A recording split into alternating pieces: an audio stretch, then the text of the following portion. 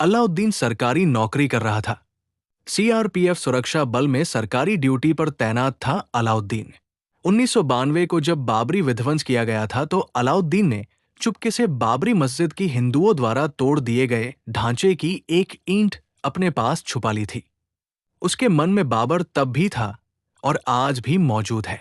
उस बाबरी मस्जिद की ईंट को अलाउद्दीन 32 वर्षों तक अपने घर में लिए बैठा रहा। और जब पश्चिम बंगाल में हुमायूं कबीर नाम के एक राजनीतिक मुसलमान ने बाबरी मस्जिद फिर से बनवाने का काम शुरू किया तो एकाएक अलाउद्दीन के अंदर का बाबर जिंदा हो गया। 32 वर्ष तक छुपा कर रखी बाबरी मस्जिद की ईंट को अलाउद्दीन ने बाबरी मस्जिद बनाने वाले मुसलमानों को भेंट कर दिया। अब अलाउद्दीन रिटायर हो चुका है और सरकारी नौकरी के सारे लाभ ले चुका है और पेंशन भी ले रहा है हिंदुओं के टैक्स के पैसे से। फिर भी गद्दारी देखिए कि जन्मा भारत में, सरकारी नौकरी की भारत में, बाल बच्चे पाले, पढ़ाए व बड़े किए भारत में, सब कुछ भारत में हासिल किया माइनॉरिटी के लाभ लेते हुए। फिर भी अंदर से बाबर नहीं मरा अलाउद्दीन का। जैसे ही बाबरी मस्जिद दोबारा बनाने का काम किया गया, एकाएक अलाउद्दीन के अंदर का मुस्लिम बाबर जाग उठा।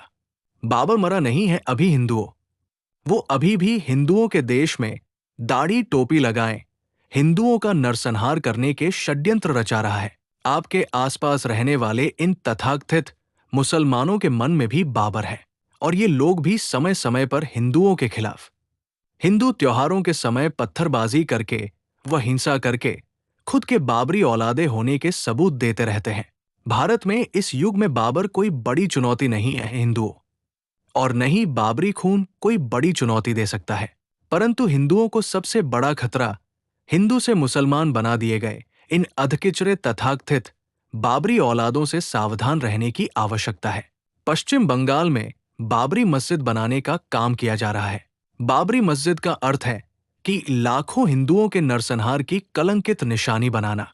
इतिहास की ओर चलते हैं। आओ हिंदुओं इतिहास को समझते हैं और ये बात सिद्ध करते हैं कि सनातन संस्कृति के विरुद्ध खड़ा हुआ कोई पंथ अपना अस्तित्व सनातन के विरोध के बाद लंबे समय तक विस्तारित नहीं हो पाया है। जिन जिन पंथों के आक्रांताओं ने हिंदुओं के भारत पर आक्रमण किए और हिंसा के बल पर अपनी सभ्यता थोपकर शासन किया, वो सब मटियामेट हो चुके हैं। फिर भी सनातन संस्कृति हिंदू धर्म अडिग स्थापित है। वर्तमान समय में भारत में से मुस्लिम घुसपैठियों को खदेड़ने का एक महाअभियान चलाया जा रहा है।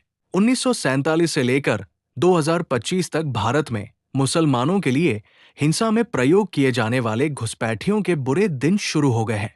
2027 का सूर्योदय भारत में इस्लामिक आतंकवाद का अंत आरंभ कर देगा। हिंदू विरोधी राजनीतिक दलों के उकसावे पर हिंसा फैलाने वाले मुसलमानों को 2027 तक काबू कर लिया जाएगा।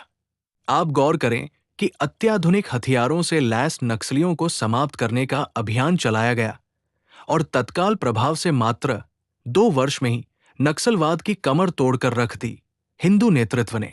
हिंदुओं ने अपने सभी धार्मिक व राष्ट्रीय दुश्मनों को लगभग समाप्त कर दिया है। अब सिर्फ मुस्लिम आतंकवाद अंतिम लक्ष्य है हिंदू नेतृत्व का। चूंकि इस्लामिक आतंकवाद 6 सदियों से अपने पैर पसारे हुए भारत में मौजूद है, तो इसके काबू में करने के लिए रणनीति व कूटनीति भी बहुत गहरी समझ व चाणक्य नीति का काम है। इसलिए इस आतंकवादी पंथ की छंटनी का काम शुरू किया गया है।